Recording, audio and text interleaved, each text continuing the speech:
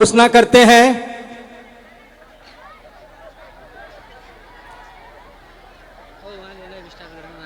महादेव के अनंत अंतरिक्ष साम्राज्य को यह सूचना संप्रेषित की जाती है कि इस स्थल पर उपस्थित जिन लोगों ने शिव को अपना गुरु माना है, उनके नामों की घोषणा अनंत अंतरिक्ष साम्राज्य कृपया दर्ज करें। जागो जागो महादेव।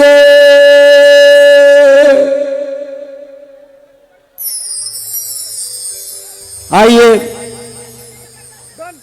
अब सुनेंगे हम लोग थोड़ी देर में दीदी बरखा आनंद जी को और भैया अर्चित आनंद जी को। इसके पहले रीत जहां की प्रीत सदा, ये नेपाल और भारत शिव के विचरण स्थली है। इस स्थली पे आयोजित यह महागुरु महोत्सव, शिव गुरु महोत्सव, जिसमें भैया अर्चित आनंद और बरखा आनंद जी भाग ले रही हैं, बहन गौरी अर्चिता। उनके स्वागत के लिए, उनको सम्मानित करने के लिए नेपाल के स्थानीय गुरु भाई गुरु बहनों ने बाबा जलेश्वर की एक खूबसूरत तस्वीर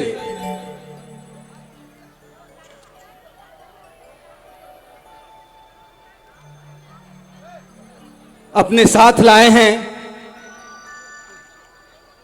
हम दीदी बरखा आनंद जी के स्वागत के सम्मानित करने के लिए, उनके स्वागत के लिए भाई सर्वेश जी, उपेंद्र ठाकुर जी, आप आइए। दीदी बरखा आनंद जी तक, उन्हें बाबा जलेश्वर की इस तस्वीर से आइए हम सभी मिलके उनको सम्मानित करते हैं। जल के ईश्वर, थल के ईश्वर, नभ के ईश्वर, वह स्वयं महेश्वर शिव हैं, जो हमारे आपके गुरु बन बैठे हैं, हम आप जिनके आश्रय में हैं आज। आइए हम सभी मिलकर स्वागत करते हैं दीदी बरखा आनंद जी का बाबा जलेश्वर के पावन तस्वीर के साथ। हम सभी मिलकर स्वागत करते हैं दीदी बरखा आनंद जी का बाबा जलेश्वर की मोहक तस्वीर के साथ।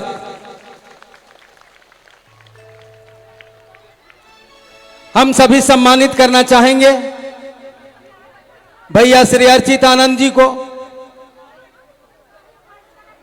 बाबा जलेश्वर की पावन तस्वीर से। आइए हम सभी का प्रतिनिधित्व करिए इस सम्मान समारोह में।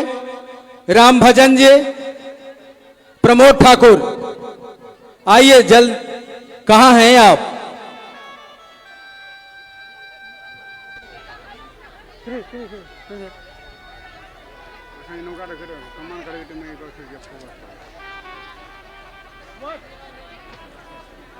जाइए। राम भजन जी, प्रमोद जी, अपार हर्ष का समय है। बाबा जलेश्वर के साथ, उनके मोहक तस्वीर के साथ हम सभी भैया श्री अर्चित आनंद जी को सम्मानित कर रहे हैं। अनुपम पल, आइए। यह आयोजन जिस बात के लिए आज आयोजित है, यह मील का पत्थर साबित हो। नेपाल नहीं, पूरे विश्व में शिव गुरु का संचार तीव्र हो। आइए अब हम आप सुनते हैं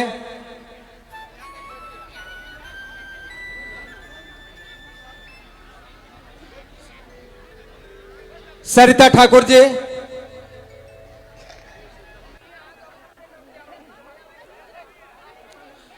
रेखा पांडे जी और बिराजी गुरु बहन दीदी बरखा आनंद जी को साल से स्वागत करेंगे, सम्मानित करेंगे।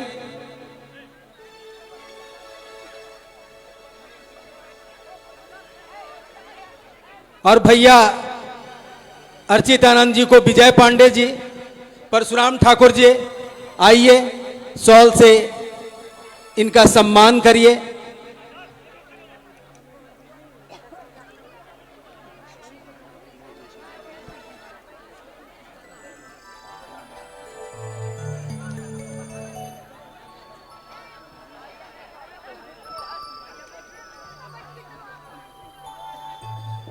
आइए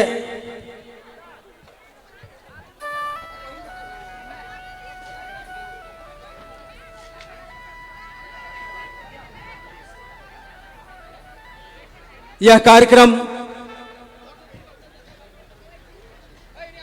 महागुरु महादेव की दया से आयोजित है। हम सभी एक दूसरे से हृदय से मिल रहे हैं। माध्यम गुलदस्ता हो सकता है, पुष्पदान हो सकता है, शॉल हो सकता है। ये दिल से दिल के मिलन का अविस्मरणीय और शाश्वत पल है यह शिव गुरु महोत्सव।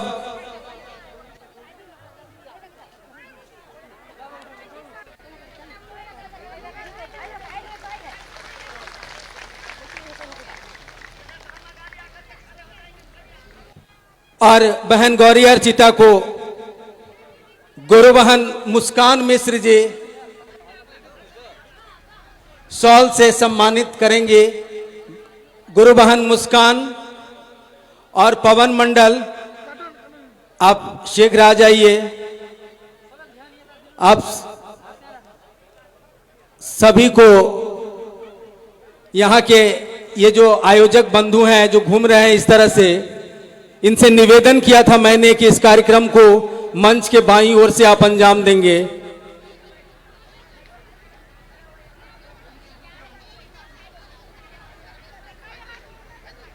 यह शिव गुरु का मंच है, सदैव सबको स्मरण रहे, हमको आपको सबको।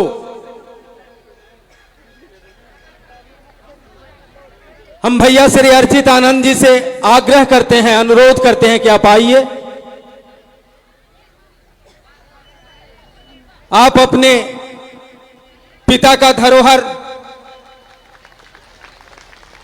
और योग पुरुष साहब श्री के आध्यात्मिक संकल्प को हम सबों के बीच रखिए ताकि हम सबों को संबल मिल सके।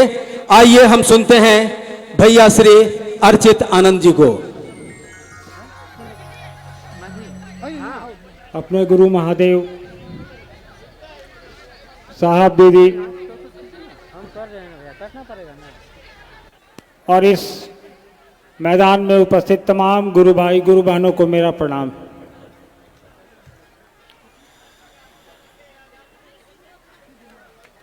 जलेश्वर में आज से 20-22 साल पहले साहब और दीदी ने एक चर्चा में हिस्सा लिया था, भाग लिया था, लोगों से मुलाकात की थी, बात की थी। और इतने वर्षों बाद, तकरीबन 22 वर्ष हो गए, कोई बड़ा आयोजन जिसमें हम लोगों को मिलने का आपसे सौभाग्य प्राप्त हो रहा है, ये हमारे लिए सौभाग्य का विषय है कि आप तमाम गुरु भाई गुरु बहनों के बीच उपस्थित हुआ हूं। साहब दीदी का संदेश, साहब दीदी का उद्देश्य, उनकी मंशा को लेकर आपसे मिलना एक अलौकिक अनुभूति है, एक एहसास है जिसका कोई मोल नहीं है, ना कोई इसका वर्णन कर सकता है। अपने गुरु भाइयों से मिलने की बात, उनसे मिलकर अपने गुरु की बात अपने गुरु की परिधि में उतनी देर रहना, ये खुद में एक बहुत बड़ा गुरु की कृपा है, उनकी दया है, उनका आदेश है। उसके बिना हम और आप एक जगह इकट्ठे नहीं हो सकते। हम और आप यहाँ इकट्ठा हुए हैं, ये भी उन्हीं की दया है। हजारों की संख्या में आप लोग यहाँ पे आए हैं, अपना समय निकाल कर आए हैं, घर छोड़कर आए हैं, काम छोड़कर आए हैं। सालों भर तो हम और आप काम करते ही रहते, वो काम भी महादेव की दया से ही हम और आप करते हैं। जीवन यापन का काम, सांसारिकता में जो भी हमारे आपके दैनिक जीवन में जो काम आता है, वो भी उनकी दया के बिना नहीं संभव है। लेकिन उनकी बात करना, महादेव की पूजा तो हम लोग करते हैं प्रतिदिन। इस पूरी सृष्टि में ऐसा कोई इंसान नहीं है जो महादेव के बारे में ना जानता हो। देवाधिदेव, सबसे बड़ा भगवान, सबसे बड़े देवता, हर घर में पूजित। जैसे हम लोग कहते हैं ना, चंदा मामा सबके मामा, तो महादेव तो हर घर के बाबा हैं, हर घर के भगवान हैं, देवता हैं। महादेव कहा जाता है उनको, देवों के देव कहा जाता है उनको। और आप तो नेपाल की धरती पर बैठे हैं, नेपाल देश के लोग हैं। यहां तो विशेष कृपा है उनकी, पशुपतिनाथ बैठे हैं।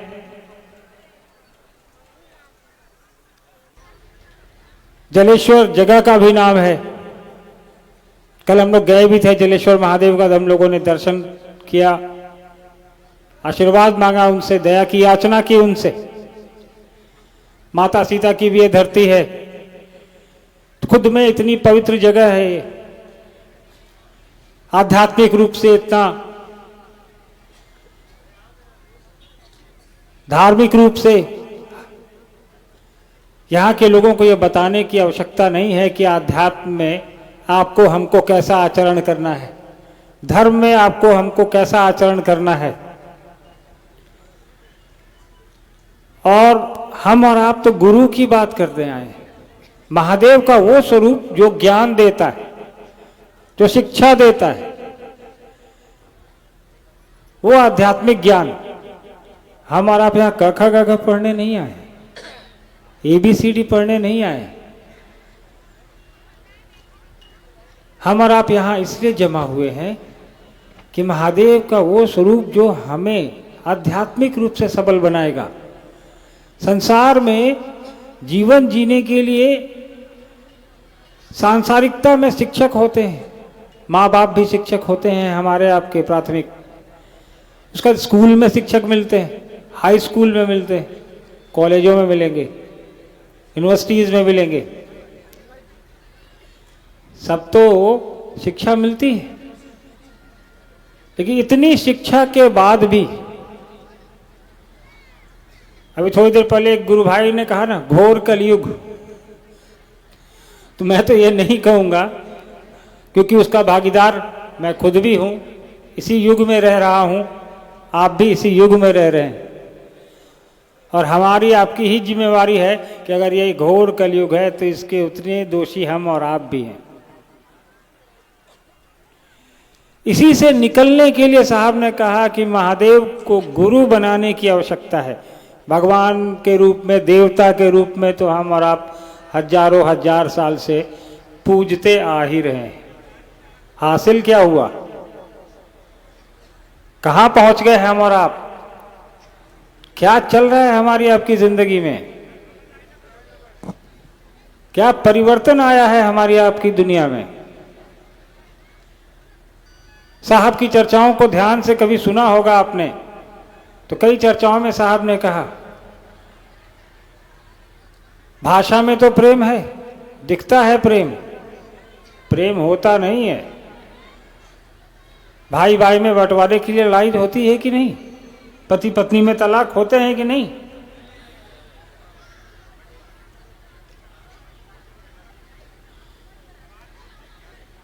तो ये दुनियादारी है, उसको अपनी जगह चलने दीजिए। हमको आपको जो गुरु के रूप में महादेव मिला है उसको पकड़ने की आवश्यकता है। इस युग में, इस काल में साहब श्री ने जो हमको आपको एक विधा बता दी, एक तरीका बताया, एक रास्ता दिखाया। मैंने पिछले 35 सालों से, जब से होश संभाला है, 40 साल हो गए, मैंने देखा है, अनुभूत किया है, महसूस किया है ये। क्योंकि हम लोग भी दुनिया में रहते हैं, सांसारिकता में जीते हैं, काम करते हैं, जीवन यापन के लिए काम की मेहनत करनी पड़ती है, आपको भी, हमको भी, हर किसी को।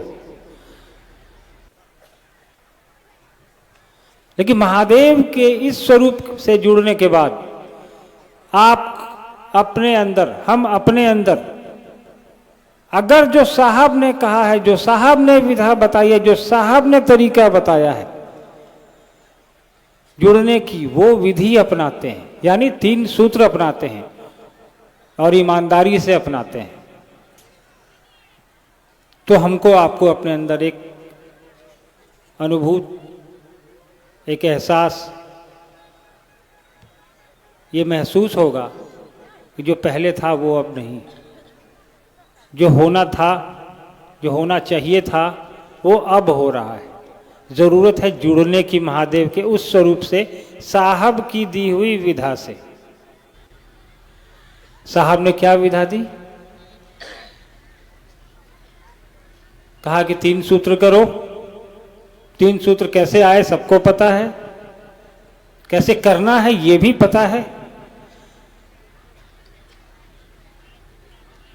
उससे बाहर जाने की आवश्यकता ही नहीं है हमको, आपको। आप इतना समय निकाल कर यहां बैठे हैं, इसका मतलब वो 3 सूत्र में से एक सूत्र तो जरूर आपने पकड़ा है, तभी यहां तक पहुंचे हैं। कई लोग ने तीनों सूत्र पकड़े होंगे, कई लोग ने अभी सूत्र पकड़ा ही नहीं होगा, वो देखने और सुनने आए होंगे कि वहां होता क्या है, हो क्या रहा है, चलो देखते हैं शिव चर्चा में क्या होता है। हमारी आपकी अभी की परिस्थिति, मानसिक हो, चाहे अवस्था हो, शारीरिक अवस्था हो, सांसारिक अवस्था हो, वो आपके गुरु पर निर्भर करेगी। लेकिन बशर्ते शर्त ये है कि अपने गुरु से आप जुड़िए तो सही। जुड़ाव की जो प्रक्रिया है उसमें आइए तो सही। हम और आप सिर्फ मुंह से आ रहे हैं।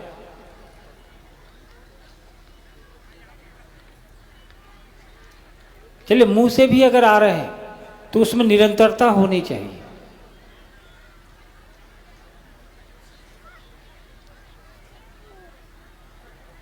सोमनाथ मंदिर हमारे यहाँ गुजरात में है, उसके बारे में आप लोग जानते होंगे। हिंदुस्तान में एक जगह है, गुजरात राज्य है, वहाँ एक मंदिर है सोमनाथ। ये मैं इसलिए बता रहा हूँ आपको, एक विदेशी लुटेरा था जिसने कि 16 बार सोमनाथ मंदिर को लूटने की कोशिश की और वो नहीं लूट पाया। हर बार वापस हो जाता था, असफल होके विफल हो जाता था। लेकिन 17वीं बार वो वापस आया और वो उस मंदिर को उसने तहस नहस कर दिया। उसकी मंशा देखिए। आपको, हमको कष्ट हुआ कि हमारा मंदिर टूटा, लेकिन उस आदमी की मंशा देखिए, उस आदमी का प्रयास देखिए आप। उसने हार नहीं मानी, प्रयास करता रहा, प्रयास करता रहा। एक दिन उसको सफलता मिल गई, वो आपकी हमारी चीज़ों को यहाँ से उठा के ले गया। साहब ने भी चर्चाओं में कहा है कि प्रयास करें हम और आप, मुंह से ही सही जुड़ने का प्रयास करें। एक रस्सी कुएं के पत्थर पे बार बार घिसती है, तो उस पत्थर पे भी दाग पड़ जाता है। देखा होगा आपने, जिनके भी घर में कुआं होगा या आस पड़ोस में, रस्सी कितनी कमजोर होती है, लेकिन बार बार चलती है तो उस पत्थर पे भी दाग छोड़ जाती है, अपना निशान छोड़ जाती है।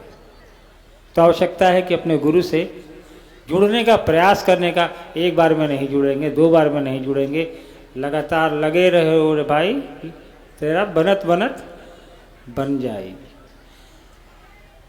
तो प्रयास हमको आपको करना है, प्रयास ईमानदारी से होना चाहिए।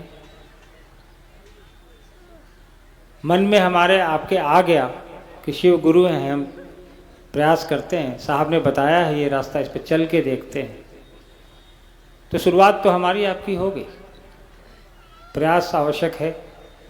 मन में इस विचार को लाना कि महादेव गुरु का काम करते हैं, बताया है लोगों ने, तरीका भी बताया है जुड़ने का, करके देखते हैं क्या जाता है। कोई पैसे तो लगने नहीं, घर में बैठ के करना है या रोड पे चलते चलते कर देना है, ऑफिस में काम करते हुए कर लेना है, पार्क में टहलते हुए कर देना है। करना क्या है? साहब ने 3 सूत्र बताए, इसमें 2 सूत्र तो हम और आप खुद के लिए करते हैं, हमारी आपकी अपनी भलाई उसमें निहित है। हम और आप दया की याचना करते हैं, मेरे ऊपर दया करिए हे महादेव, ये हमारी अपनी याचना है। प्रणाम निवेदित करते हैं नमः शिवाय से, अपने लिए करते हैं, खुद करते हैं। दूसरे को बताना कि शिव मेरे गुरु हैं, आपके भी हो सकते हैं, भाई साहब मान के देखिए।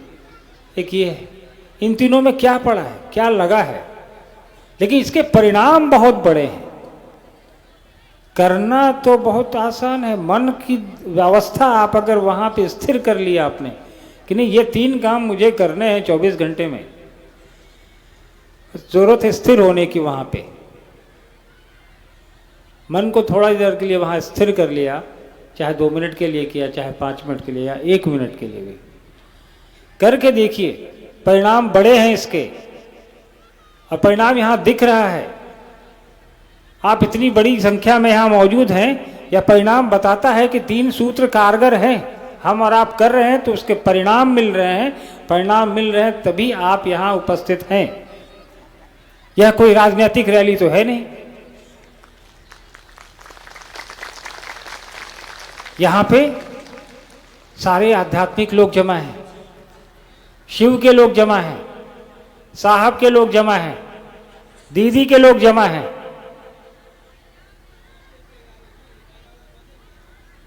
हमसे अगर पूछेंगे कि आप शिव की शिष्टता में किसको जानते हैं, तो मेरा तो सीधा जवाब होता है ऊपर महादेव नीचे साहब। हमारे आपके बीच और है कौन? आवश्यकता भी नहीं है।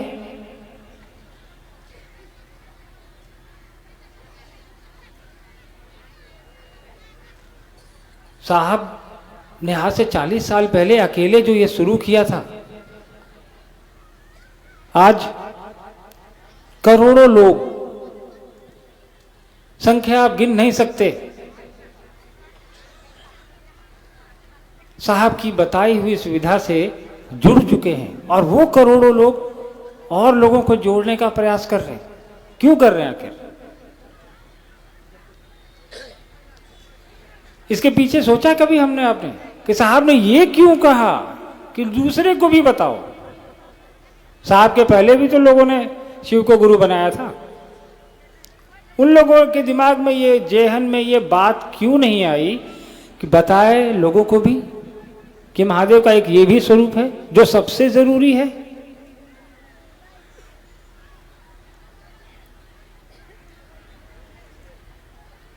साहब ने खुद तो गुरु बनाया, दीदी को बताया, उसके बाद धीरे धीरे आपको और हमको बताया,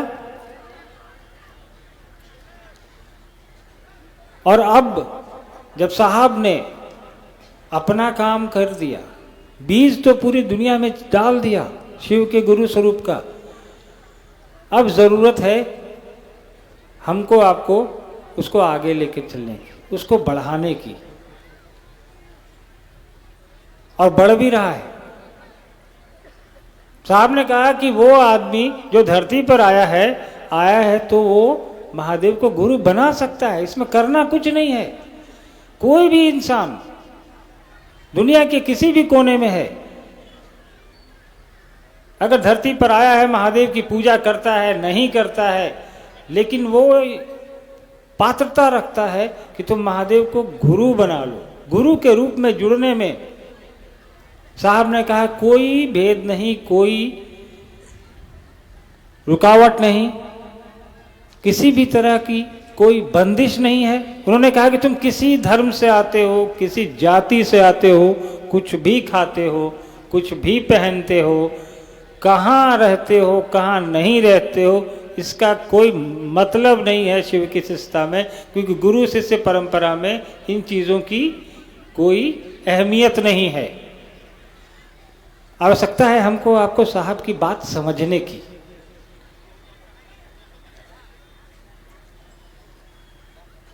प्रयास करिए कि साहब ने जितना बताया है हमको आपको,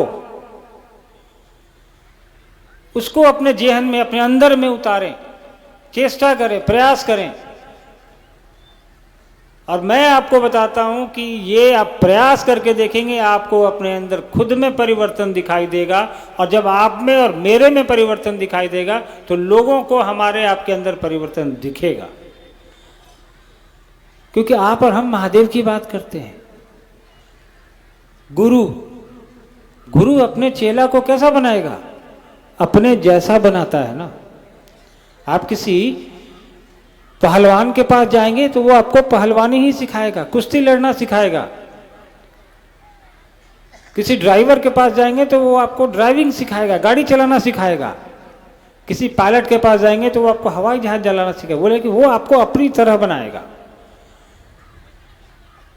तो हम और आप शिव की बात करते हैं, शिव का शिष्य कैसा हो, तो ऑब्वियस निश्चित रूप से अपने गुरु के जैसा होगा, आचरण उसका उसी तरह से होगा। शिव नहीं हो सकता है, आचरण तो दिख सकता है। हमारे आपके आचरण से हमारे आपके गुरु प्रतिष्ठित होंगे, उनकी स्थापना ज़्यादा पुरजोर तरीके से हम और आप कर पाएंगे। इसलिए आवश्यकता है कि साहब ने जो कहा है उसको ध्यान से सुनिए, उसको पकड़ने का प्रयास करिए। ज़्यादा दिमाग लगाने की ज़रूरत नहीं है हमको आपको, कहीं जाने की आवश्यकता नहीं है। महादेव तो आपके जेहन में पहले से बैठे हैं, आपके घरों में बैठे हैं, कण कण में हैं, उनको कहीं से लाने की ज़रूरत तो है नहीं। बस मन में उनके इस स्वरूप को भी बैठा लेने की ज़रूरत है जो साहब ने बताया आपको।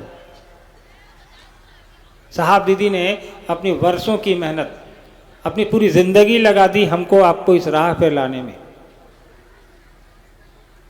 उनका क्या इंटरेस्ट रहा होगा, उनका क्या शौक रहा होगा।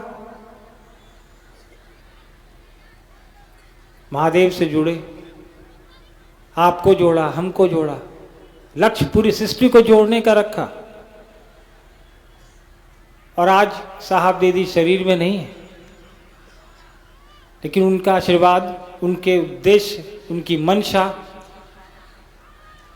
सब करोड़ों हमारे आपके जैसे गुरु भाई बहन के कंधों पर है। और ये हमारी आपकी जिम्मेवारी है कि साहब ने जो बताया, दीदी ने जो बताया, जो राह दिखाया, उस राह पे खुद भी चलें और लोगों को भी ले चलें। आप लोगों में से इतने लोग बैठे हैं, मुझे एक चीज़ बताइए, आप लोगों में से कितने लोगों ने साहब को सामने सामने देखा है? जरा हाथ उठाइएगा। सबने देखा है सामने सामने? अरे वाह। अच्छा, जिसने नहीं देखा है वो उठाइए।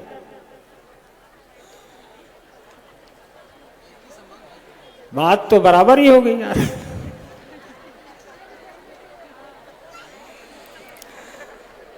चलिए ठीक है, ठीक। अब मैंने मुंह हाथ उठाने बोला था, बोलने को नहीं। चलिए अच्छा है, सामने से देखिए चाहे मन की आंखों से देखिए। मैं ये बता रहा हूं साहब परिणाम बराबर ही देंगे। जुड़ने की आवश्यकता है। मन से जुड़िए, चाहे खुली आंखों से देखिए, तब भी मन से ही जुड़ेंगे। आंख बंद करें, महादेव का ध्यान करें, साहब दीदी का को याद करें, हमारा आपका काम होता चला आएगा, आगे भी होगा। बहुत देर से आप लोग बैठे हैं। आज तो अभी आने से पहले मैं एक वाकया सुनाता हूँ आपको। कमरे में बैठे थे हम लोग, बहुत ठंड थी, करीब 11 बजे के आसपास। तो बरखा जी ने मुझको कहा कि अर्चित जी देखिए, ये तो बड़ा माहौल ख़राब है, ठंडा है, गुरु भाई लोग आएंगे कैसे, तो महादेव से कुछ बोलिए। तो पहले जब साहब शरीर में थे, तो साहब जब मौसम ख़राब होता था या अच्छा होता था ना, तो साहब ने क्या ना अपने मंत्री बना रखे थे हर विभाग के। तो कहते थे कि मौसम विभाग के मंत्री उनके थे मंडल सर। तो उनके कहते मंडल जी ज़रा सा बोलिए, मौसम ठीक करें लोगों को। तो मंडल सर अपना कहते थे। तो बरखा जी ने कहा मुझे, तो मैंने कहा कि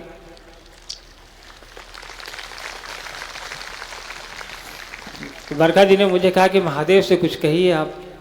हमने कहा देखिए, डाकिया वाला काम हम नहीं करेंगे ये आप खुद ही बोलिए। तो खिड़की के पास खड़ी हो गई और जोर जोर से, मैं हंसने भी लगा, हे महादेव दया कर दीजिए, धूप निकाल दीजिए, बहुत ठंडा है तो और देखिए 15 मिनट में धूप आ गई। तो मैं इनको कहने गया कि देखिए धूप आ गया, आज महादेव ने आपकी सुन ली तो प्रेम से कहा गया, विश्वास के साथ कहा गया, भरोसे के साथ किया गया, कोई भी काम परिणामदायी होता है, फलदायी होता है। आप लोगों से विदा लेना चाहूँगा। बहुत लोग बरखा जी को सुनने के लिए बैठे हैं। अच्छा लगा आप लोगों के साथ बात करके, सुन करके। इस उम्मीद के साथ कि अगली मुलाकात आप लोगों से दोबारा हो, ये सौभाग्य हमें प्राप्त हो। जलेश्वर के इस पवित्र प्रांगण में आप तमाम गुरु भाई बहनों का आभार। आप लोगों ने मिलने का समय दिया, मुझे अनुमति दीजिए। आप सभी को मेरा प्रणाम।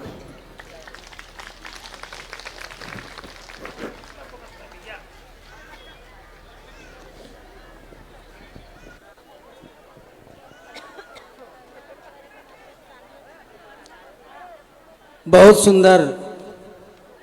अभी हम लोग अर्चित भैया को सुने। बरखा दीदी ने कहा धूप आ गए, आ जाओ, हे महादेव, गुरु भाई गुरु बहनों को कष्ट न हो, और धूप आ गई। लेकिन एक बात, बरखा दीदी जिस बात के लिए आई हैं, जिस रोशनी को हम तक आप तक पहुंचाने आई हैं, जिस प्रकाश को, जिस शाश्वत प्रकाश को,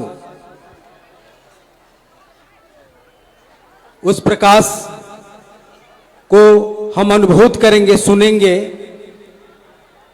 उनको थोड़ी देर में। इसके पहले आइए हम सभी एक भजन सुनते हैं। गुरु बहन रीता जी करुणा, एक जगह है महोत्तरी में, गुरु बहन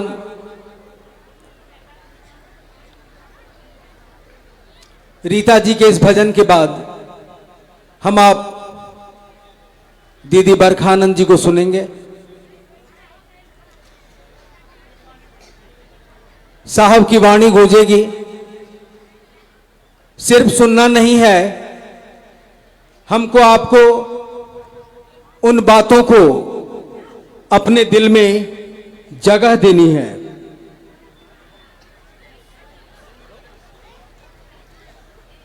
सहस्त्र मुख से साहब श्री अपने संकल्प का प्रसार कर रहे हैं, विस्तार कर रहे हैं।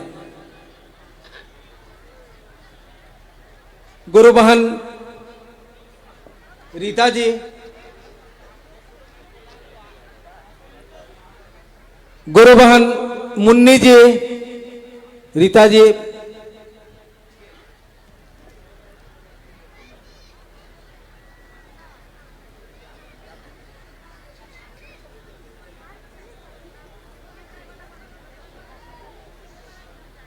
गुरु बहन रीता जी आ गई।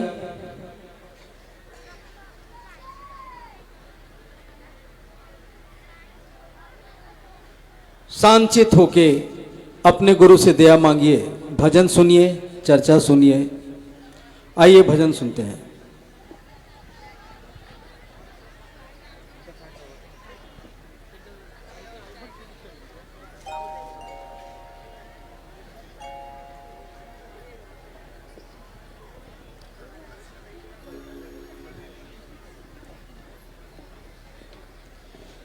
संभवे गुरुवे नमः, गुरु नाम गुरुवे नमः। साहेब दीदी के प्रणाम करते उपस्थित सारे भाई बहन के प्रणाम करे से हमरा प्रणाम के स्वीकार करबे।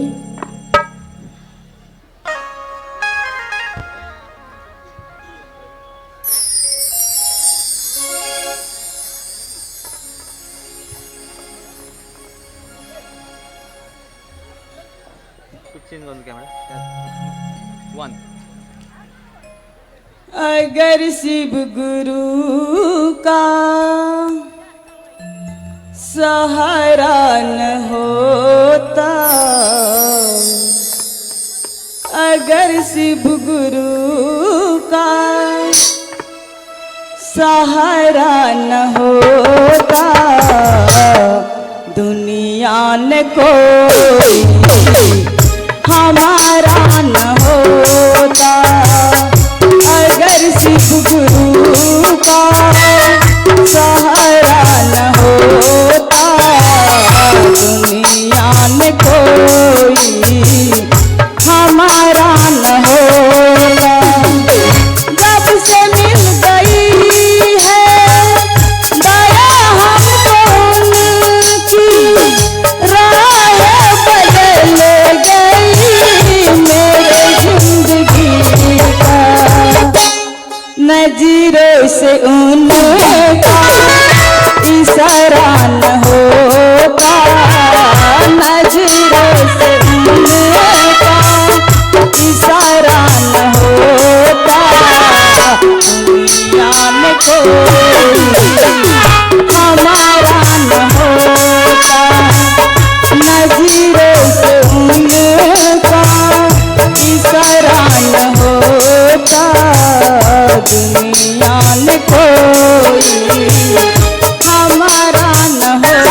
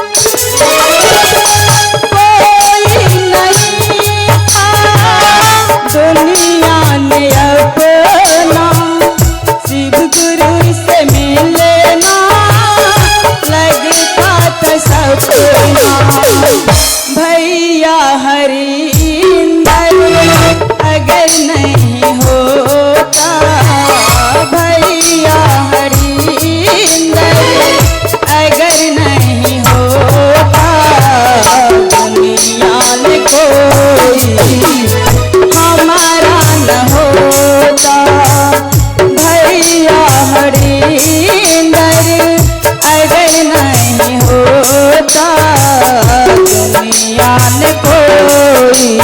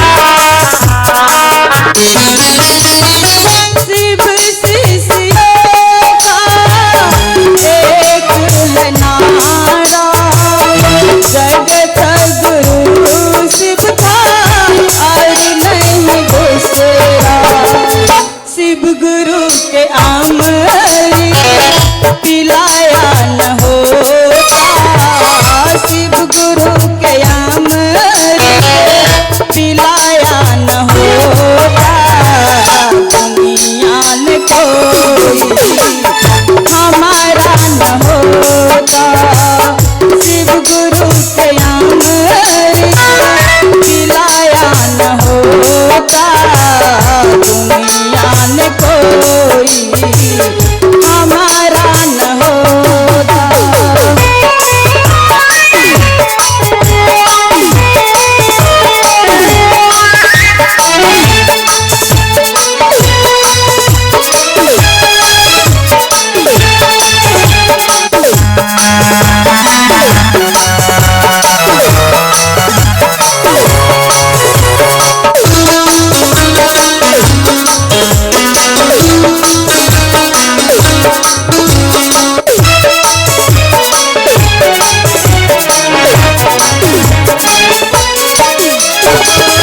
अगर शिव गुरु का सहारा न होता, अगर शिव गुरु का सहारा न होता, दुनिया में कोई हमारा न होता, दुनिया में कोई हमारा न होता।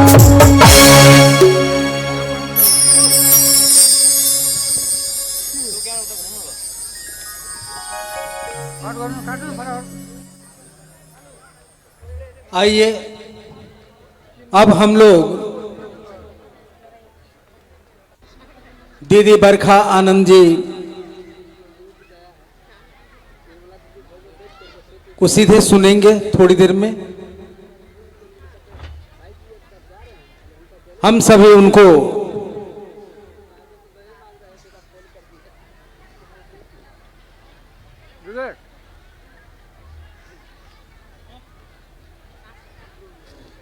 अपने बीच आमंत्रित कर रहे हैं, जिनकी जीवन यात्रा महागुरु शिव की स्थापना के निमित्त साहब दीदी के गृहस्थ कुल के ज्येष्ठ बहू के रूप में अपने धर्म के पालन के निमित्त साहब श्री के अनुरूप संकल्प को लोगों के हृदय में वर्षों से लागू करती चली आ रही हैं। आज हमारे आपके बीच साहब दीदी के संकल्प के साथ, उनके आशीर्वाद के साथ उपस्थित हैं। आइए हम सभी मिलकर सुनते हैं इनसे, दीदी बरखानंद जी से, शिव की शिष्यता विश्व मानव के लिए एक अप्रतिम उपहार। बहुत सारी जिज्ञासाएं भी आई हैं शिव गुरु परक, उनका समाधान भी सुनेंगे हम आप।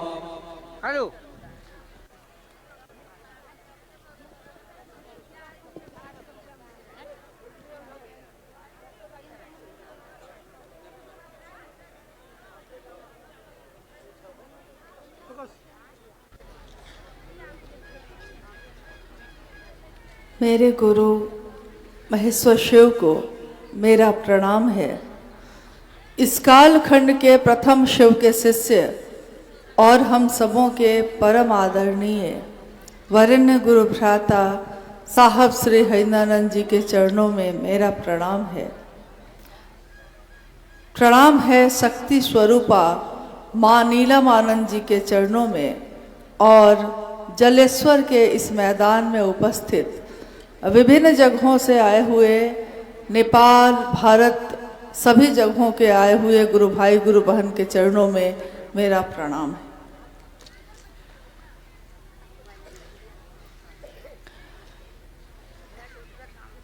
अभी अभी आपने सुना कि सन 2001 में साहब और दीदी के चरण इस धरती पे पड़े और उस समय शिव गुरु की चर्चा यहाँ हुई थी। लंबा समय बीत गया, लगभग 23 वर्ष, और उसके उपरांत जलेश्वर में ये शिवगुरु महोत्सव आयोजित हुआ। इन 23 वर्षों में यहाँ के गुरु भाई गुरु बहनों ने काफ़ी उतार चढ़ाव देखे होंगे। कितने आए, कितने गए, कितने साथ चले, कितने छूटे, लेकिन महादेव की शिष्यता जो यहाँ आ गई वो लगातार चलती रही, चाहे जिसके द्वारा चले, चाहे जैसे चले। और आज हम सबका सौभाग्य है कि जिस धरती पर आकर साहब दीदी ने स्वयं शिव की बात की, उस धरती को नमन करते हुए हम सब भी अपने गुरु की बात के लिए यहाँ इकट्ठे हुए हैं। नेपाल राष्ट्र का ये पूरा क्षेत्र शिव गुरु कार्य से ओतप्रोत है और बहुत सारे लोगों से हमेशा मुलाकात भेंट होती रही है।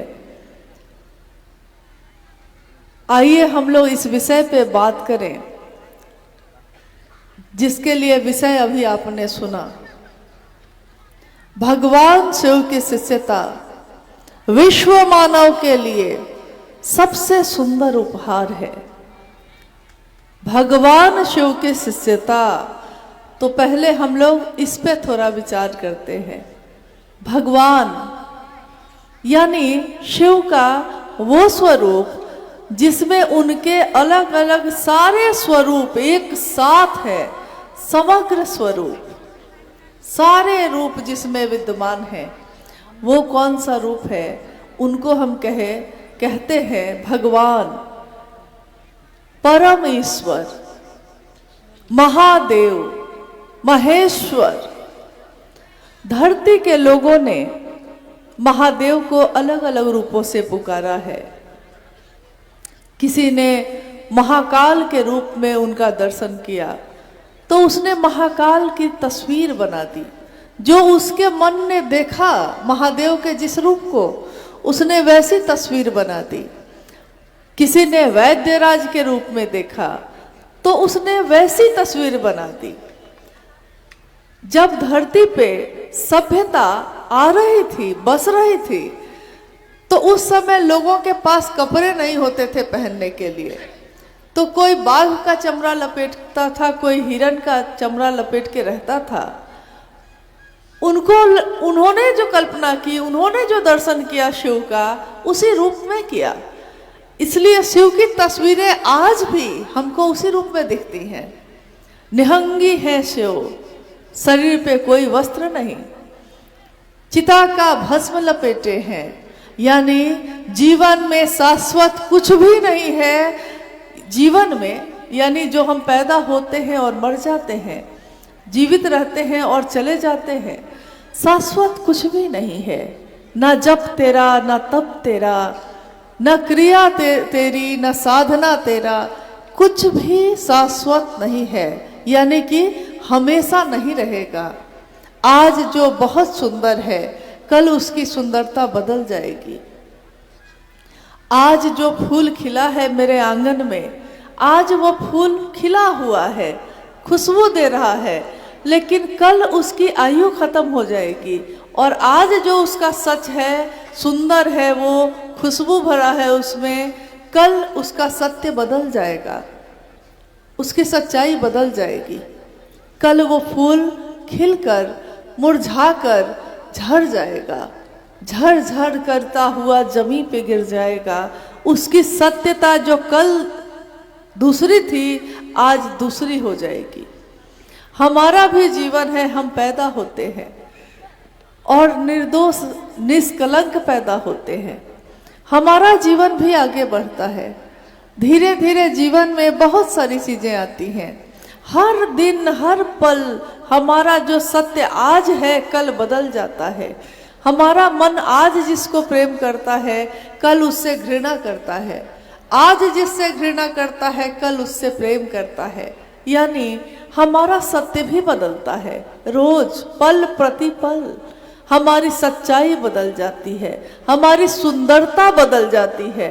सुंदरता, आज युवा हैं आप, बहुत खूबसूरत, लेकिन कल वृद्ध होंगे और ये सुंदरता जो चेहरे की आज दिख रही है कल धीरे धीरे ढल जाती है। आज जो केस काले और लहरा रहे हैं एक दिन धूप में चलते चलते सफेद हो जाते हैं।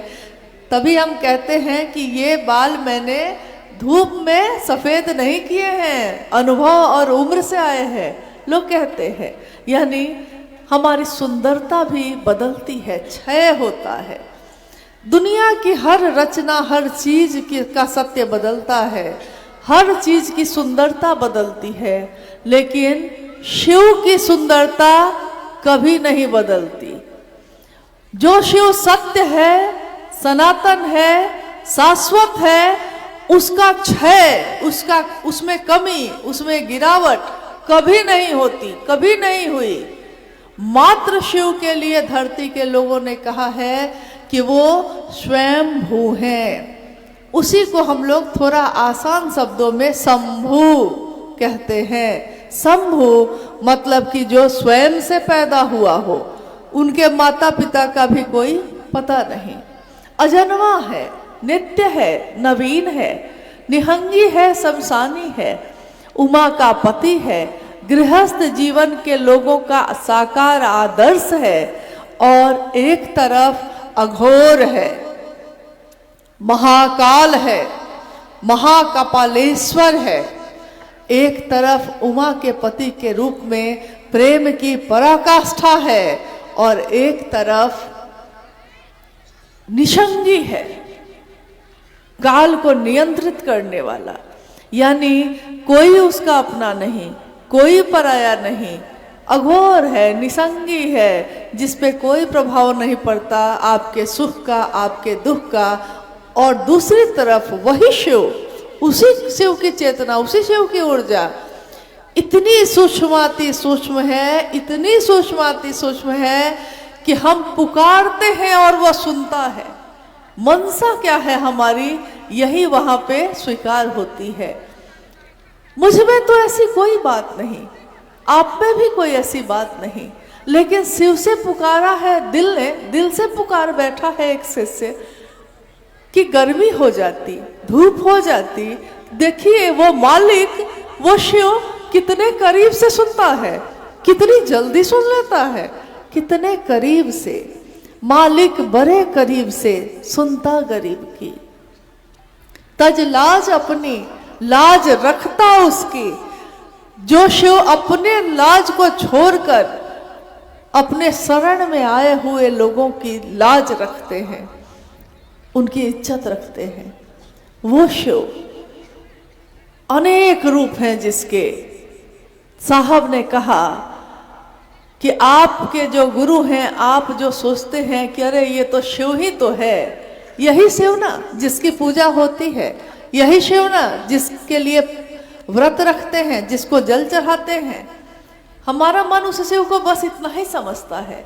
साहब ने कहा जिसके गुण शेष नहीं होते, गुणहीन है वो, जिसमें कोई गुण नहीं, और गुणहीन मतलब गुण शेष ही नहीं होते, खत्म ही नहीं होते, इतने गुण हैं, इतने गुण हैं। विश्व तो मुख है वो, विश्व के जितने भी मुख हैं, मुंह जो बोलता है शिव ही बोलता है उसमें। विश्व में जितनी आंखें हैं, चक्षु हैं, उसमें शिव ही देखता है। विश्व में जितने पांव हैं जो चलते हैं इस धरती पे, जिसकी ऊर्जा से चलते हैं, वो शिव स्वयं चलता है। सोचिए, एक तरफ तो शिव की ऊर्जा का आर पार नहीं है, तो हमारे आपके जैसा गरीब और असहाय आदमी तो उस शिव को दूर से ही प्रणाम करता था आज तक, और कहता था महादेव हैं आप, महाकाल हैं आप। लेकिन हमारे जैसे लोग आपके नजदीक कैसे होंगे? दुनिया के लोग दूर से ही महादेव को प्रणाम करके कप कपाते हाथों से, आंसू भरे आंखों से देखते रहे हैं आज तक। हजारों वर्षों का इतिहास यही है। लेकिन इसी कलयुग में, जिसके लिए अभी अभी थोड़ी देर पहले आपने एक शब्द सुना कि घोर कलयुग है, सही है। जब भी हम कुछ खराब होते देखते हैं तो हमको लगता है अरे कलयुग है भाई, ऐसा कलयुग में होगा, कोई आश्चर्य की बात नहीं है। दोस्त दोस्त का दुश्मन होगा, भाई भाई का गला काटेगा। लोग कहते हैं घोर कलयुग है, इस कलयुग में तो ऐसा ही होगा। और साहब कहते हैं कलयुग है ये, दूसरे किसी गुरु से काम नहीं चलेगा। हे महादेव तुम जागो, शिव तुम जागो और इस धरती पे उतर जाओ, क्योंकि तुम्हारे बिना अब किसी से काम नहीं चलना है। तो अब सोचिए कि इसमें जन्म लेना हमारा सौभाग्य है कि दुर्भाग्य है? सौभाग्य है, परम सौभाग्य है। अगर दुख पाकर वो शिव मिलते हैं, अगर कष्ट पाकर उस महादेव से मिलना हो जाता है, तो उस दुख और उस कष्ट को भी हम प्रणाम करते हैं। महाभारत में एक कथा आई है कि जब कौरव और पांडव का युद्ध हुआ और सारे कौरव मारे गए, पांडवों की मां थी कुंती। स्वयं कृष्ण पूछते हैं उनसे कि बुआ, रिश्ते में वो बुआ थी उनकी, कहते हैं बुआ अब तो पांडवों की जीत हुई, अब सुख के दिन है तुम्हारे, मांगो तुम क्या चाहती हो, क्या चाहिए तुमको? कुंती कहती है दुख चाहिए। कृष्ण आश्चर्य से पूछते हैं दुख चाहिए? इतने दुख काटने के बाद भी तुमको और दुख चाहिए? कैसी अजीब सी बात है। कुंती कहती है कि जिस दुख में तुमसे मिलना हो जाता है केशव, वही दुख मेरे लिए अच्छा है। अगर सुख आए और तुम चले जाओगे तो उस सुख का मेरे लिए क्या मोल है? भक्त का, प्रेमी का यही स्वभाव होता है कि अगर जीवन में सुख आए और महादेव छूट गए तो ज्यादा अच्छा है महादेव कि दुखी में रहो। दुख में तुमसे मिलना तो होता है। लोग कहते हैं महादेव दिखते नहीं हैं, महादेव का दर्शन नहीं होता, इन आंखों से उस महादेव को कैसे देखें? और जिसको चाहेंगे महादेव कि वो मुझको देख ले, लोग उसको देख लेते हैं। जो चाहता है कि मैं महादेव को देख लूं, तो वो महादेव उसके स्तर तक उतर जाते हैं, वो देख पाता है। क्योंकि देखना चाहे इन आंखों से तो उनका दर्शन नहीं हो सकता, लेकिन वो शिव स्वयं चाहें तो उनका दर्शन हो सकता है। शिव स्वरूप साहब हरिंद्रानंद जी को आपने देखा है कि नहीं देखा है? अभी जब अनु भैया पूछ रहे थे आपसे कि कितने ऐसे लोग हैं जो साहब से शरीर में मिले, तो मैंने देखा कि सबने अपने हाथ उठाए। फिर उन्होंने पूछा कि कितने ऐसे लोग हैं जो शरीर से नहीं मिले, तब भी सारे लोगों ने हाथ उठाए। तो सबको लगा कि भाई ये कैसे हो सकता है, या तो मिले होंगे या नहीं मिले होंगे। लेकिन बात यह है कि दोनों सच है। आज के लिए आपके द्वारा दोनों बार जो हाथ उठाए गए, ये दोनों बात सच है। साहब के शरीर का दर्शन किया हम लोगों ने, शिव के शिष्य हरिंद्रानंद जी का दर्शन किया इन आंखों ने, लेकिन उनके दिल में जो पल रहा है उससे मिलके भी मिल नहीं पाए। और अगर उससे मिल लिए हैं तो साहब से मिल लिए हैं, और उससे नहीं मिल पाए तो नहीं मिले हैं। यानी दोनों बात सच है, मिले भी हैं नहीं भी मिले हैं, दोनों बात सच है।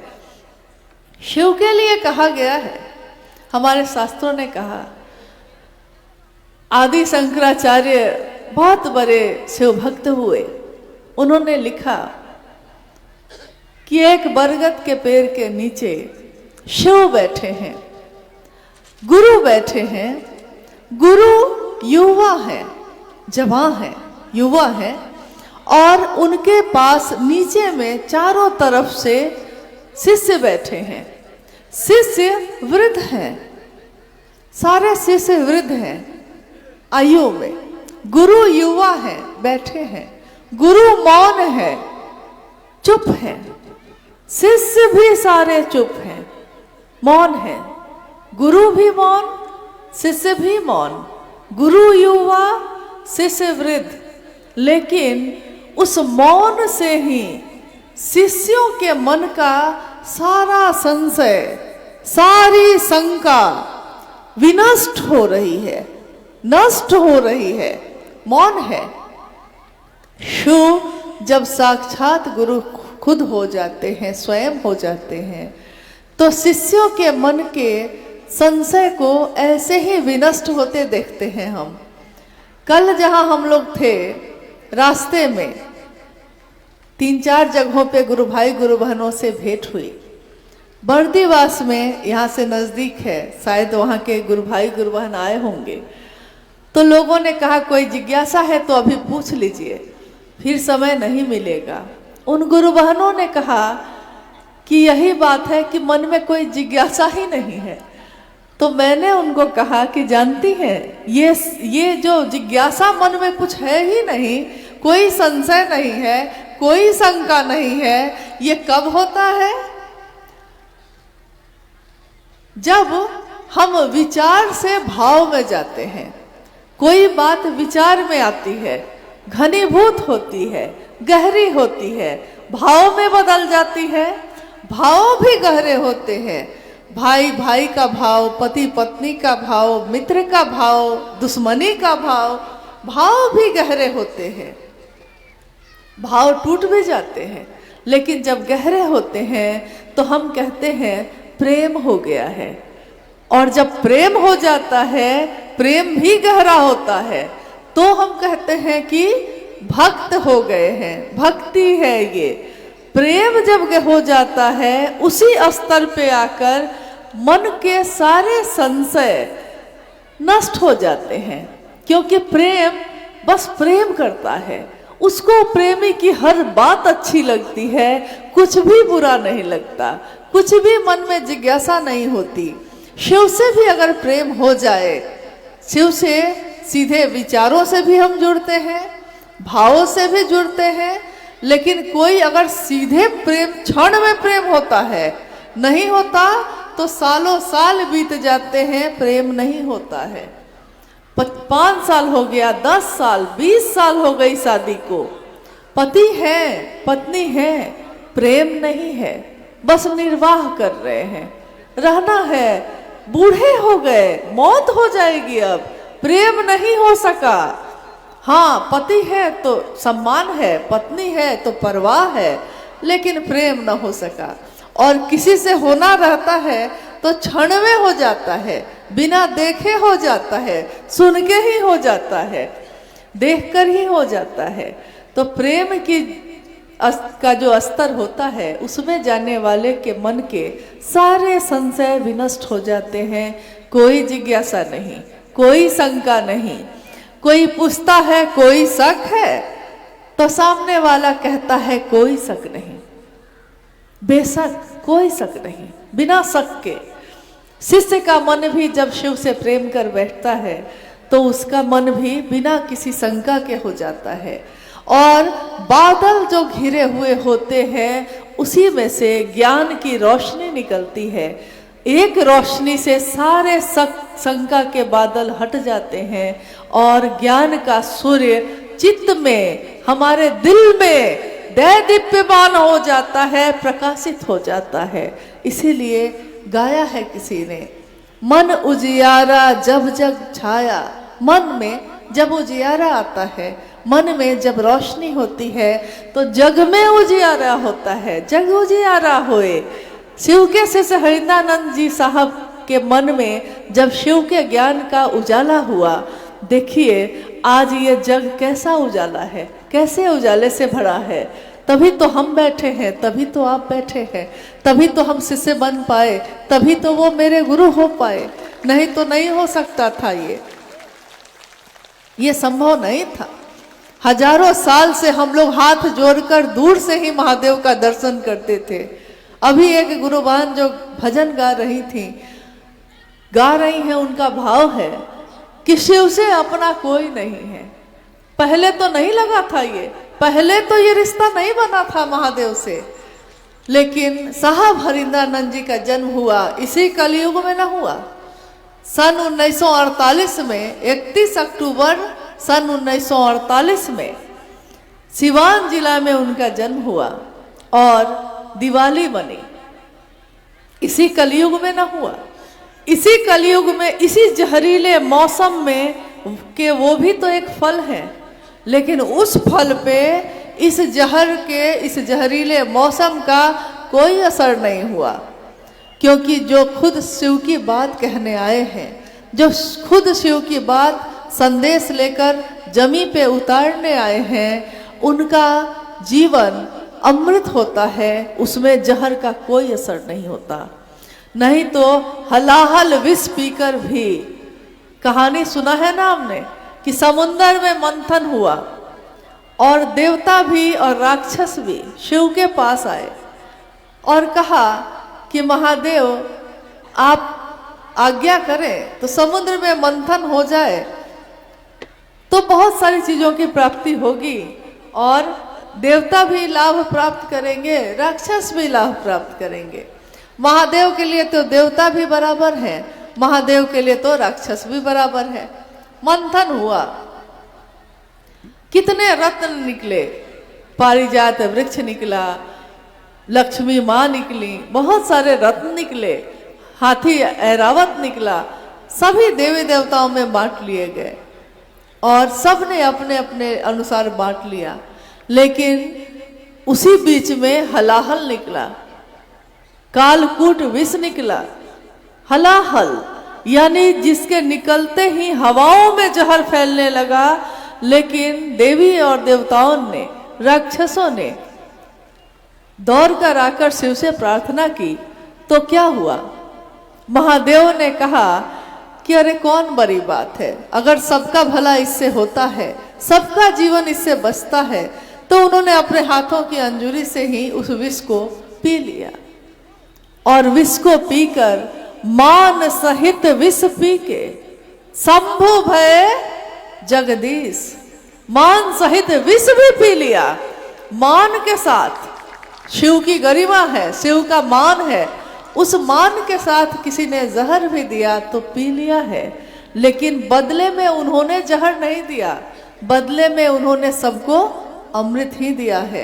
महादेव का चेला बदले में दूसरे को क्या देगा? कोई आपके साथ खराब व्यवहार कर सकता है, लेकिन आप नहीं कर सकते। क्यों? क्योंकि आपके पीछे शिव हैं। आपके मुंह से बोलने पे शिव की याद आती है। आप शिव की बात करने वाले लोग, हम सब शिव का काम करने वाले लोग जो शिव की बात करते हैं, वो दूसरे को दर्द नहीं दे सकते। दूसरा भले उनको दर्द दे, दूसरा भले उनको कष्ट दे, वो ऐसा नहीं कर सकते, उनको ये अधिकार नहीं है। और रही बात जीवन में दुख और सुख की, तो दुख और सुख दोनों तो सिक्के के दो पहलू हैं। जीवन में जो भी आया है, यहाँ तक कि किसी देवता का अवतार भी हुआ है, जीवन में आया है, जगत में आया है, शरीर में आया है, तो उसके ऊपर सुख और दुख दोनों लागू हुए हैं। एक बार एक गुरुजी के पास कुछ शिष्य बैठे थे। उन शिष्यों ने गुरुजी से कहा कि गुरुजी, आप तो साक्षात भगवान हैं हम लोगों के लिए, आप ईश्वर का रास्ता दिखा रहे हैं, तो हमारे जीवन में दुख क्यों होता है? केवल सुख होना चाहिए। गुरु ने बार बार समझाया, लेकिन वो समझने को तैयार नहीं थे। उनका कहना था कि इस गांव में जो सबसे अमीर आदमी है, देखिए तो वो कितना सुखी है। इस गांव का जो सबसे बड़ा किसान है, उसके खेतों में कितनी फसल लगी है, देखिए वो कितना सुखी है। तो हम आपके शिष्य होकर हम क्यों नहीं सिर्फ सुखी होते हैं, हमको दुख क्यों मिले? तो उस गुरु ने अपने शिष्यों से कहा कि ऐसा करो, आज जाओ गांव में, हर घर जाकर घूम लेना, और जो सबसे सुखी आदमी तुमको मिले उसके पाँव का जूता लेते आना, ताकि मैं भी उसके पाँव के जूते का दर्शन कर लूं, जो संसार में सबसे बड़ा सुख प्राप्त किए हुए है, जो सबसे बड़ा सुखी है। गुरु के शिष्य चारों तरफ चले गए। सामने जो सबसे अमीर था, बहुत बड़ा घर था उसका, गाड़ियां लगी थी, बहुत अमीर था, तो शिष्य को लगा ये सबसे ज्यादा सुखी होगा। वो उसके पास पहुंच गया और उसने कहा कि आपके पाँव के जूते चाहिए मुझको।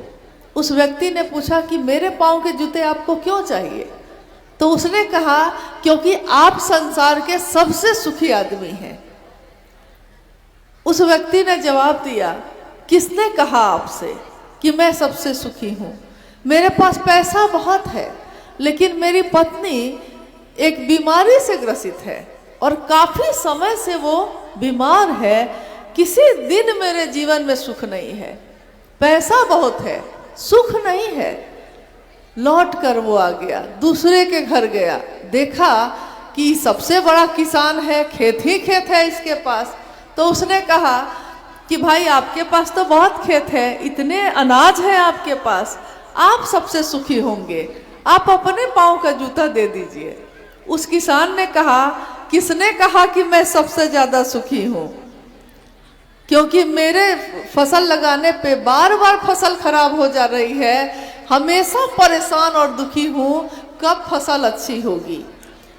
इसी तरह उसने बारी बारी से सबसे पूछ लिया, कोई भाई से दुखी है, कोई दोस्त से दुखी है, कोई पत्नी से, कोई अपने बच्चों से। आज मैं आपसे ही पूछती हूँ, क्या आपको अपने जीवन में कभी ऐसा आदमी मिला है जिसने कहा हो कि मैं खुद से दुखी हूँ, कि मैं इतना खराब क्यों हूँ, कि मैं इतना दुष्ट क्यों हूँ, कि मैं इतना खराब क्यों बोलता हूँ? आज तक कोई एक व्यक्ति ऐसा नहीं मिला जो खुद से दुखी हो। सारे लोग दूसरे से दुखी हैं, और दुनिया जिसके बारे में सोचती है कि वो सबसे सुखी है, वो सबसे दुखी निकलता है। यानी कि सुख और दुख का इन आंखों से पता नहीं लगाया जा सकता। लेकिन आप ही बताइए, जब से शिव मेरे गुरु हुए हैं, जब से शिव आपके गुरु हुए हैं, आपके जीवन में पहले भी दुख थे, आज भी हैं दुख, लेकिन क्या आपका मन उस दुख का एहसास करता है? क्या आपके मन को वो दुख दुखी करता है? क्योंकि अगर ये दुख देने लगेगा तो आप कहिएगा कि महादेव को छोड़ देते हैं। महादेव अपने शिष्यों के मन से सुख और दुख दोनों का एहसास ही मिटा देते हैं। दुख है तब भी महादेव महादेव करते हैं, सुख है तब भी महादेव महादेव करते हैं। इस शिव गुरु महोत्सव का आयोजन जो यहाँ हुआ है, उसके पीछे भी मनसा बस इतनी ही है कि जिस शिव को हमने जगत गुरु शिव को अपना गुरु बनाया है, हम में कोई योग्यता नहीं है, हम में कोई पात्रता नहीं है, लेकिन बस हमने इतना ही सुना साहब से कि शिव को अपना गुरु बनाओ और दूसरों को प्रेरित करो गुरु बनाने के लिए। 3 सूत्र करने से ये सारे रास्ते आसान हो जाते हैं, सारे रास्ते सरल और सहज हो जाते हैं। तो हमने शिव को गुरु बनाया और दूसरों सभी महादेव महादेव कहने लगे। कभी कभी ऐसे लोग मिलते हैं जो हंसी उड़ाने के लिए कह देते हैं, और कहिए महादेव का क्या हाल है। एक बार साहब के साथ भी ऐसा हुआ था। एकदम शुरू के समय में साहब ने कहा कि मैं जब अपने कार्यालय जाता था और अपने घर में तो महादेव महादेव की बात करता था, कार्यालय जाता था तो मेरे ऑफिस के लोग कहते थे, क्या हरिंद्रानंद जी महादेव का क्या हाल है? तो साहब कहते थे कि मुझको बहुत बुरा लगता था, मुझको लगता था कि मेरी हंसी उड़ा रहे हैं। एक दिन मैंने अपने महादेव को अपने मन से कहा, महादेव मैं आपका नाम लेता हूँ, मैं आपकी बात करता हूँ दूसरों से, तो लोग मेरी हंसी क्यों उड़ाते हैं, क्यों कहते हैं कि महादेव का क्या हाल है हरिंद्रानंद जी? आवाज आई, उन्होंने जो सुना, एक आवाज आई जिसने कहा कि जो अपना होता है जो नजदीकी होता है उसी से ना लोग हाल पूछते हैं। तो ये कम है कि तुमसे लोग मेरा हाल पूछते हैं, यानी तुम मेरे इतने नजदीक हो कि लोगों को पता है कि अगर महादेव का हाल पूछना है तो हरिंद्रानंद जी से पूछ लीजिए। साहब ने कहा, उसने तो हंसी उड़ाने के लिए कहा था, लेकिन मुझको तो महादेव की याद आ गई। आप मेरा मजाक उड़ाएंगे लेकिन मुझको याद किसकी आएगी? इसके लिए भी आपने नाम किसका लिया है? महादेव का। हंसी उड़ा रहे हैं आप, लेकिन नाम किसका लिया? महादेव का। और नाम लिया और मेरे मन पूरी तरह महादेव पे चला गया। तो ये अच्छा तो है, जग हंसे हम रोए। और इश्क और मुस्क ऐसी चीज है, इश्क मतलब प्रेम मोहब्बत, और मुस्क मतलब विरह में आंख जो रोती है। विरह में बिछड़ने पे जो हम आंखों से आंसू गिरते हैं, इश्क और मुस्क दोनों नहीं छिपता है। इश्क किसी से हो जाए, वो पीठ फेरा के भी बैठा है, लोग जान जाते हैं। आप जान जाते हैं कि नहीं कि इसको इससे इश्क हो गया है, इसको इससे प्रेम हो गया है, जबकि सामने आने पे दोनों अपना मुंह छिपा लेता है, दोनों अपना मुंह दो तरफ कर लेता है। लेकिन उसके व्यवहार से, उसके चेहरे की लज्जा से, उसकी आंखों के देख के मुस्कुराने से आप समझ जाते हैं इसको प्रेम का रोग लग गया है। महादेव की बात करने वाले का भी आचरण देखकर लोग समझ जाते हैं कि इसको महादेव का रोग लग गया है। आइए हम लोग कुछ जिज्ञासाओं पे भाई सोमेंद्र जी के पास आई हुई है, उस पे कुछ विचार, जो ही मेरा ज्ञान है, जो ही मेरी समझ है, क्योंकि ये तो गुरु का मंच है। गुरु का मंच यानी शिव का मंच। हमारा सौभाग्य है कि किसी योग्य हम लोग नहीं है, न इस सम्मान के जो अभी थोड़ी देर पहले दिया गया। अरे सम्मान तो मेरे गुरु का है ना, सम्मान तो साहब दीदी का है, जिसके कारण आज शिव की शिष्यता हम सबों के दिल में पल रही है। तो सम्मान भी उनका, सब कुछ उनका। तेरा तुझको सौंप के क्या लागे मेरा, हमारा क्या सम्मान, हमारा क्या अपमान, हम कहाँ किस योग्य हैं। ये मंच गुरु का है, जो समझ में एक शिष्य के मन में आता है वो बोलता है। कोई विद्वान यहाँ नहीं बैठा, कोई बहुत बड़ा शास्त्र ज्ञाता नहीं बैठा। शिव ज्ञान देते हैं तो शास्त्र लिखे जाते हैं। शिव ने ऐसे ऐसे लोगों को ज्ञान दिया जिनको लिखने नहीं आता था, पढ़ने नहीं आता था। ऐसे कितने संत आए, कितने लोग आए, धरती पे ईश्वर का ज्ञान बिखेर कर चले गए। संत कबीर आए, संत रैदास आए, कितने लोग आए, उनको पढ़ने लिखने तो कुछ नहीं आता था, लेकिन भक्त हो गया था वो। तो हमने इतना ही जाना है कि कोई अगर बहुत शास्त्र पढ़ ले तो वो अच्छा भी हो सकता है, बुरा भी हो सकता है, दुष्ट भी हो सकता है। लेकिन कोई अगर भक्त हो, कोई अगर प्रेम करता हो, कोई अगर शिष्य भाव में हो, तो वो मूर्ख हो सकता है, शास्त्र नहीं पढ़ा हो सकता है, लेकिन दुष्ट कभी नहीं हो सकता है।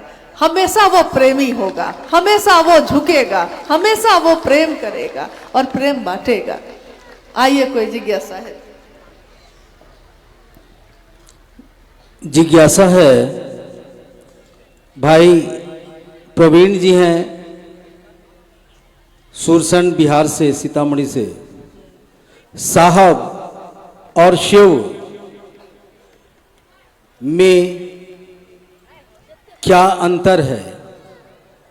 मुझको तो कोई अंतर नहीं लगता, यदि कोई अंतर है तो समझाया जाए। साहब और शिव में क्या अंतर है? अभी कुछ दिनों पूर्व एक और कार्यक्रम में ये जिज्ञासा आई थी, आज दूसरी जगह आई। साहब मेरा एक है। साहब मतलब साहब ने अपने शरीर की अंतिम संगोष्ठी में यह कहा। मैंने ही ये जिज्ञासा पढ़ी थी और साहब ने कहा क्या है, तो जिज्ञासा नहीं आई थी। मेरे मन में जो उठा था मैंने वही लिख कर रख लिया था। साहब ने पूछा कि और कोई जिज्ञासा है, तो मैंने उनसे ये जिज्ञासा पढ़ के पूछा था कि साहब किसको कहते हैं? साहब मेरा एक है और न दूजो कोई, जो दूजा साहब कहे वो दूजो कुल का होए। साहब ने हंसते हुए कहा कि जानते हैं साहब किसको कहते हैं? साहब परमात्मा को कहते हैं, साहब शिव को कहते हैं, साहब ईश्वर को कहते हैं। और यही अंतिम मुलाकात शरीर में रहते हुए गुरु भाई गुरु बहनों से उस संगोष्ठी में हुई उनकी। उन्होंने सारे भ्रम दूर कर दिए, सारी शंका दूर कर दी। कहा कि साहब कौन है? तो वो खुद है। और मुझको याद आया उस समय कि बहुत पहले 2003 की घटना है ये। रांची में माँ नीलम आनंद जी के साथ मैं बैठी थी और माँ नीलम आनंद अपनी डायरी के पन्ने को उलट के शिव गुरु का भजन गा रही थी। भजन के बोल थे, साहेब यो आहा छी परम दयालु। साहब उस समय कार्यालय गए हुए थे।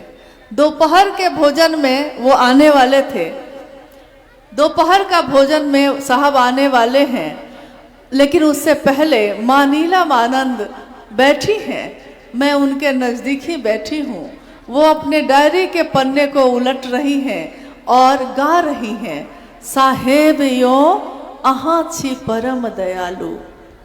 साहेब यो आहा छी परम दयालु हो, आहा छी परम दयालु रे साहेब, आहा छी परम दयालु हो साहेब यो।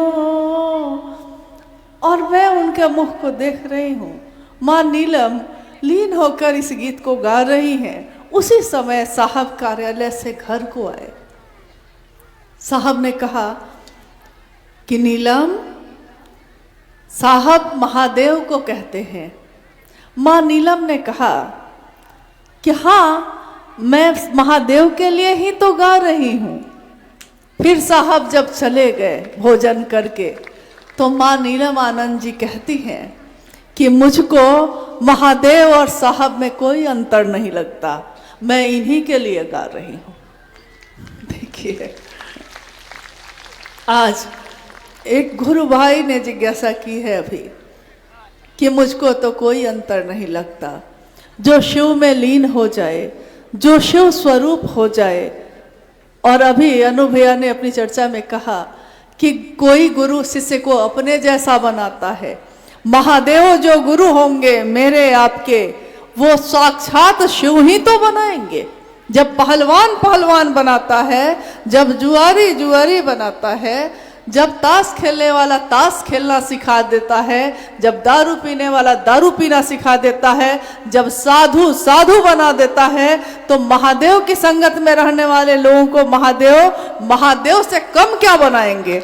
और अभी तक साहब को ही हम लोगों ने देखा है कि शिव शिष्यता के चरम पे जो दिखते हैं वो है हमारे साहब शिव शिष्य हरिंद्रानंद जी।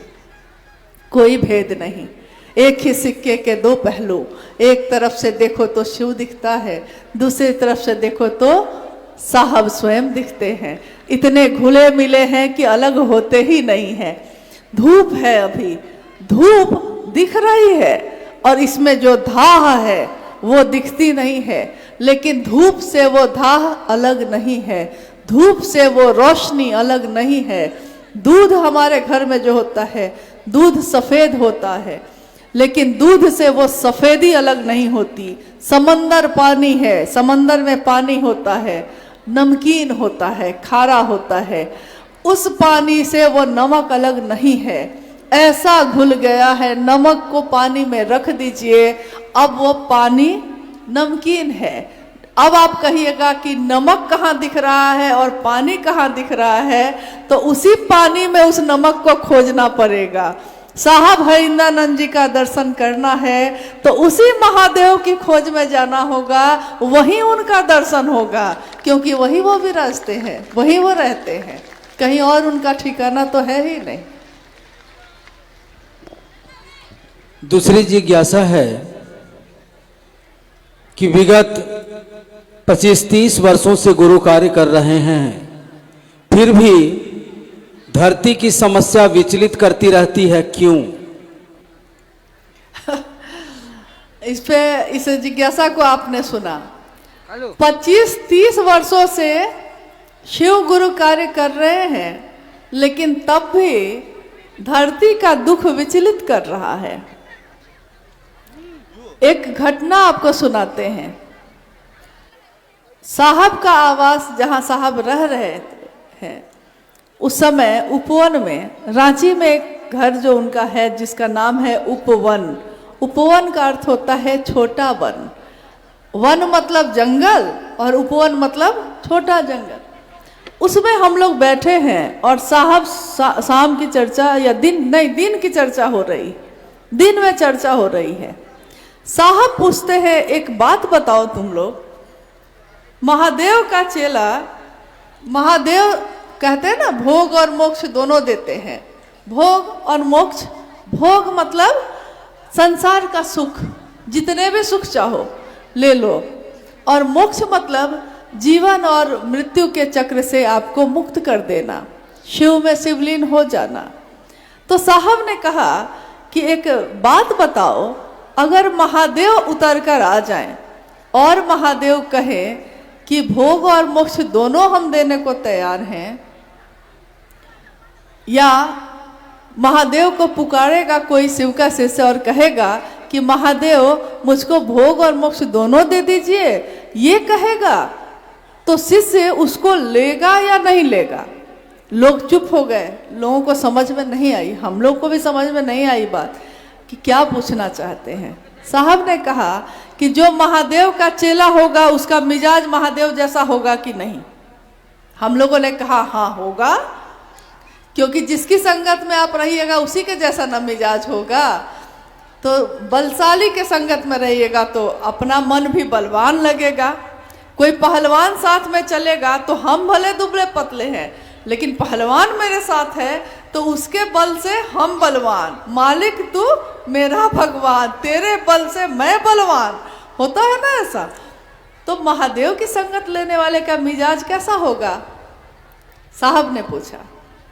तो हम लोगों ने कहा महादेव जैसा होगा। तो महादेव का मिजाज कैसा है? महादेव का मिजाज तो ऐसा है कि तीनों लोगों की संपत्ति वो सबको देके आराम से बैठ जाते हैं। खुद चट्टानों पे बैठे दिखते हैं, बर्फ के पहाड़ पे बैठे हैं, निहंगी हैं, कपड़ा भी नहीं है। तीन लोगों की संपत्ति दूसरों को देने वाले के पास न कपड़े हैं न गहने हैं। सारे देवी देवता गहनों से सज के बैठे हैं, लेकिन महादेव का गहना क्या है? तो रुद्राक्ष। महादेव का गहना क्या है? तो सांप, कलंकित चंद्रमा, त्रिशूल, यही है महादेव के गहने। तो साहब ने कहा कि जब शिव का सानिध्य लेगा, महादेव का सानिध्य लेगा अपने मन से, उसका मिजाज ये बनेगा कि अगर दुख है जीवन में तो कर्म फल कुछ किए हैं आपने, इसलिए दुख है, आज कर्म फल कट रहे हैं लोग कहते हैं। तो महादेव का चेला कहेगा कि अब इतना मामूली बात के लिए महादेव को कष्ट क्या दें, भोग लेंगे जो भोगना है।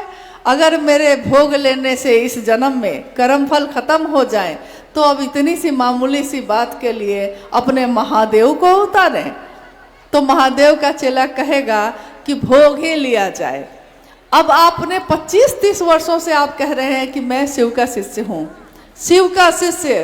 क्या आप जानते हैं कि साहब हरिंदानंद जी के जीवन में, माँ नीलमानंद जी के जीवन में कितने कष्ट आए, कितने दुख आए? अभी जब हम लोग आ रहे थे तो सामने कुछ ट्रैक्टर लगे हुए हैं, उस ट्रैक्टर पे पुआल बिछा हुआ है। तो हम लोगों ने अनुमान किया कि लगता है कुछ गुरु भाई गुरु बहन इस ट्रैक्टर पे ही बैठ के आ गए हैं, पुआल पे।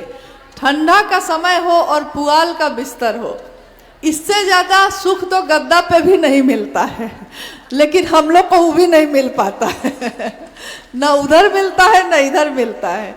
तो खैर मुझको याद आया कि साहब ने कहा कि कितने ऐसे जगह पे मैं गया जब नीलम मेरे साथ बैठी थी और नीलम की सारी आंचल उसका कीचड़ से लथपथ हो गया, कीचड़ से भर गया, क्योंकि कोई रास्ता नहीं था, खेतों में पानी भरा था। और ट्रैक्टर से गांव-गांव जाकर साहब खुद, जब डिप्टी कलेक्टर थे, इतने बड़े अफसर थे, तब खुद जाकर जब महादेव की बात की थी तो इस तरह से की थी। और क्या सारे लोगों ने उनको सम्मान दिया था उस समय? सारे लोगों ने उनकी बात सुन ली थी? नहीं सुनी थी। हजारों लोग तो उनकी बात सुने ही नहीं। 9 महीने तक लगातार पटना में वो लोगों से बोलते रहे, एक भी शिव शिष्य नहीं बना। जीवन में जो आर्थिक दुख है वो था, शारीरिक और मानसिक दुख जो था, तीनों तरह के दुख एक साथ थे। लेकिन जब मन का भैरव यानी मिजाज भैरव का होता है, मन का भैरव दैविक, दैहिक, भौतिक तीनों कष्टों को, मन का भैरव का त्रिशूल जब चलता है तो इन तीनों तरह के कष्टों को एक साथ दग्ध कर देता है, एक साथ खत्म करता है। तो मिजाज महादेव जैसा हो, इसकी कोशिश करिए। दुख आए तब भी मिजाज बना रहे, सुख आए तब भी मिजाज बना रहे, इसी की कोशिश करिएगा और महादेव का सानिध्य लीजिएगा तो ऐसा हो ही जाएगा। चलिए, समय काफ़ी हो रहा है और आप लोग को भी वापस लौटना है, तो मेरा अनुरोध है कि जिज्ञासा एक और अंतिम कर ली जाए और उसके बाद ये कार्यक्रम, ये शिवगुरु का महोत्सव समापन की ओर है। अंतिम जिज्ञासा पे हम लोग विचार करते हैं। जिज्ञासाएं तो बहुत सारी आई हुई हैं। एक अंतिम जिज्ञासा आइए हम लोग सुनते हैं।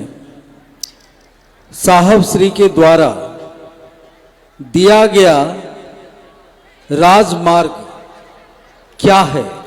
साहब श्री के द्वारा दिया हुआ राजमार्ग क्या है और इस पर लोगों को लेकर कैसे चलें? देखिए, लोगों को लेकर चलना तो हमारे बस की बात है नहीं। हम खुद चल पाए ये भी बहुत बड़ी बात है। और साहब ने जो राजमार्ग बनाया है वो राजमार्ग सीधे राजा तक जाता है। राजमार्ग का अर्थ ही होता है, मामूली सड़क नहीं होती है ये, जो सीधे राजा तक जाती है, राजा के महल तक जाती है, उस रास्ते को राजमार्ग कहते हैं। शिव शिष्यता का राजमार्ग है। अध्यात्म की धरती पे ये मन में बनता है, मन में ही एक कल्पना होती है, मन में ही हम विचार करते हैं कि ऐसा करेंगे, ऐसा करेंगे, ऐसा करेंगे। और मन में जो बातें आज कल्पना में होती हैं, एक दिन मूर्त होता है, सचमुच में घटित होता है। शिव की शिष्यता के राजमार्ग पे हम सब चल सके, ये शिव की दया के बिना हो ही नहीं सकता। और बिना साहब श्री हरिंद्रानंद जी की उंगली पकड़े हम न चल सकेंगे, न हमारे पांव काम आ सकते हैं, न हमारी आंखें उसको देख सकती हैं, न हम उस पर चल सकते हैं। और इसीलिए उन्होंने कहा है, आओ चले शिव की ओर, आओ चले शिव की ओर। चलना है शिव की ओर, रास्ता है उनका शिवशिष्यता का, और चलाने वाले, लेकर जाने वाले हैं साहब श्री स्वयं। आज की इस शिव गुरु महोत्सव में आपने जो सामूहिक प्रयास किया, महादेव की असीम दया है। हम सबका जीवन शिवमय हो, सुखमय हो, अपने महादेव से, अपने साहब दीदी से मात्र इसी की याचना है। आप सभी के चरणों में प्रणाम।